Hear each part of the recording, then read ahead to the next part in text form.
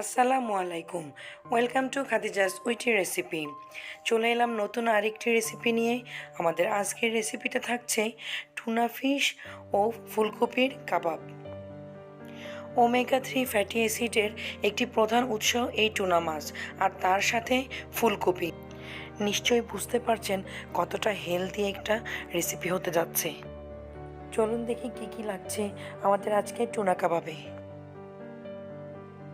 এই রেসিপির জন্য ছোট সাইজের একটি ফুলকপির অর্ধেক অংশ নিয়ে নিয়েছি, আর সাথে সামান্য লবণ ও হলুদ দিয়ে ভালোভাবে সিদ্ধ করে নিচ্ছি।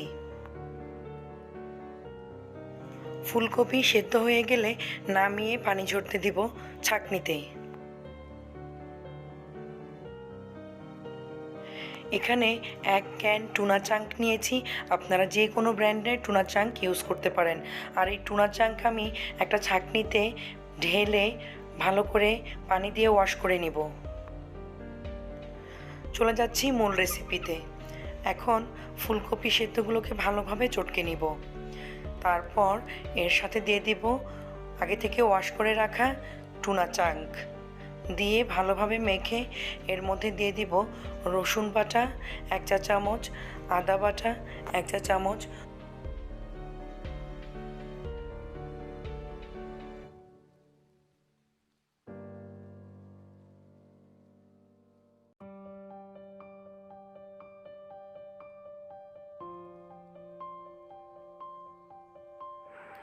আরও দিচ্ছি গোলমরিচ গুঁড়া আধা চা চামচ, জিরা গুঁড়া আধা চা চামচ, লবণ স্বাদ মতো।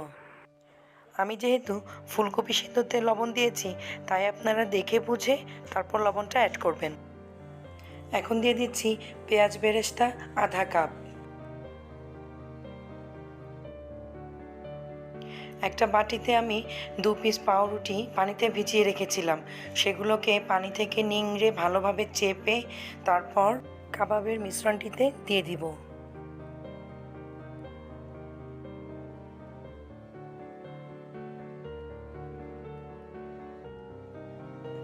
এখন দিয়ে দিচ্ছি কাঁচামরিচ কুচি স্বাদ মতো ও ধনেপাতা কুচি আধা কাপ।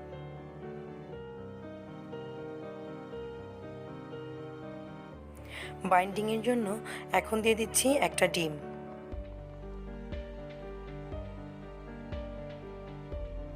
সবগুলো উপকরণ ভালোভাবে মেখে সবশেষে দিয়ে দিচ্ছি ময়দা 1/4 কাপ, দিয়ে ভালোভাবে মেখে কাবাবের আকারে গড়ে নেব।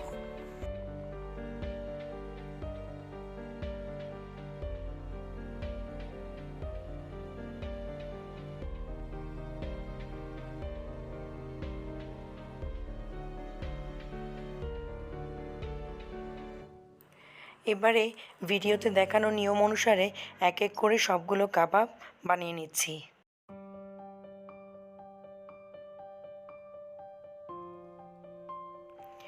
ফিশ অ্যান্ড ভেজিটেবল দুটোই এই কাবাবে থাকায় এটাকে একটি হেলদি রেসিপি বলা যেতে পারে। এছাড়াও বাচ্চাদের টিফিনে, অতিথি আপ্যায়নে, ঝটপট নাস্তায় অথবা রমজানের ইফতারিতে আপনারা এই কাবাব তৈরি করে দেখতে পারেন।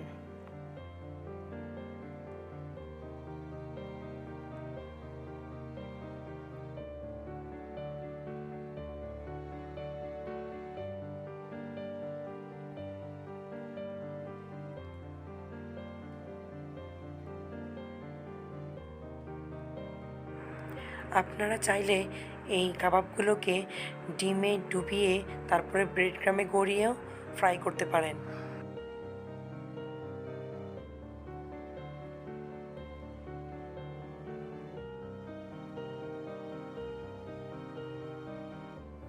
এভাবে এক এক করে সবগুলো কাবাব বানিয়ে নিলাম।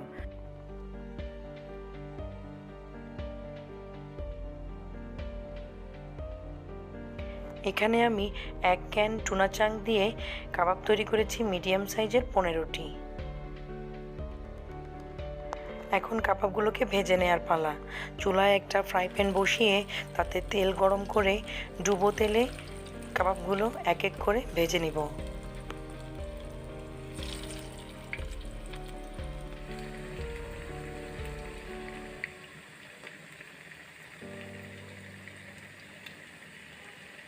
কাবাবগুলো এক পিঠ ব্রাউন কালার হয়ে এলে আরেক পিঠ উল্টে দিব, না হলে ভেঙে যাওয়ার চান্স থাকে।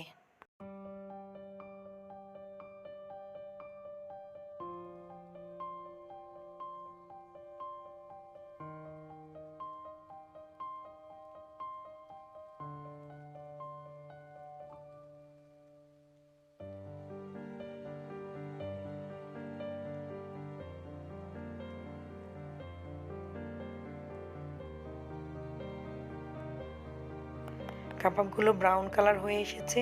আমি এখন এক এক করে এগুলো তুলে ফেলছি, আর তুলে টিস্যুর উপরে রেখে দিচ্ছি, বাড়তি যেই তেলটা আছে তা যেন সোক করে নেয়।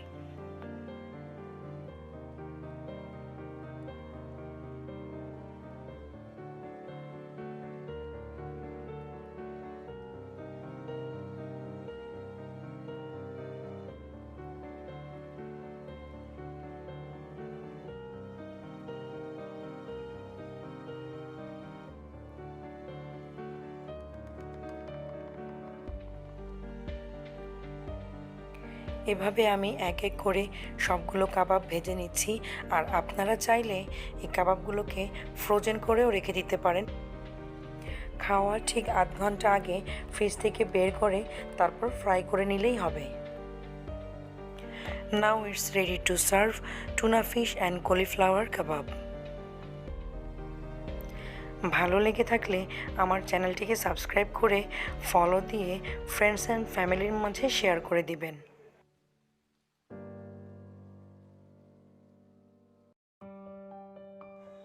আমি আপনাদেরকে একটা কাবাবের ভেতরটা দেখাচ্ছি কেমন হয়েছে। দেখুন কতটা পারফেক্ট হয়েছে। আর খেতে হলে অবশ্যই বাড়িতে ট্রাই করবেন, আর কমেন্ট বক্সে জানাবেন কেমন হলো। আবারও কথা হবে নতুন কোনো রেসিপিতে। সে পর্যন্ত সবাই ভালো থাকবেন, সুস্থ থাকবেন, আর আমার জন্য দোয়া করবেন। আল্লাহ হাফেজ।